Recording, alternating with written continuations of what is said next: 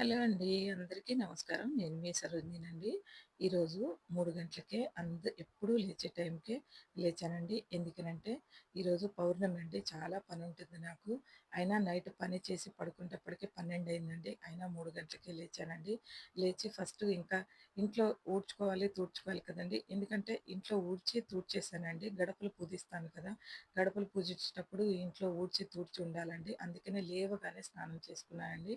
స్నానం చేసుకొని తర్వాత పూజ చేసేటప్పుడు చీర కట్టుకుందాము, బయటంతా కడిగేదుంది కదా అని చెప్పి బయటకొచ్చేసి ఇంక ఈ పనులు చేసుకుంటున్నానండి. గడప కూడా పూజించుకోవడం అంతా ఉంటదండి. ఎలా కొంచెం ఎందుకనంటే ఏదైనా ముఖ్యమైన రోజుల్లో పని చాలా ఉంటదండి.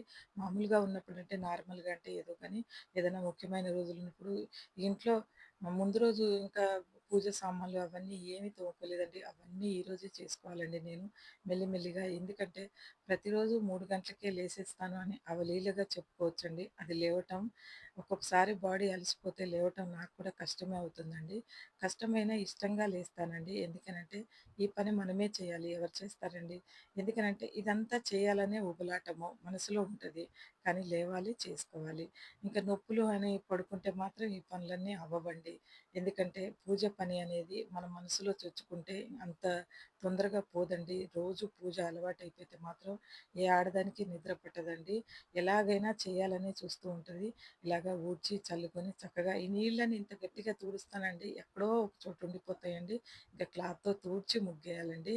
ఎందుకంటే ఆ టైంకి గాలి కూడా వస్తుందండి. ఈరోజు ముగ్గేస్తుంటే. ఒక్కొక్క రోజు ముగ్గులేసేటప్పుడు ఏదైనా దీపారాధన చేద్దాం గడప దగ్గర అంటే గాలి బాగా వస్తదండి.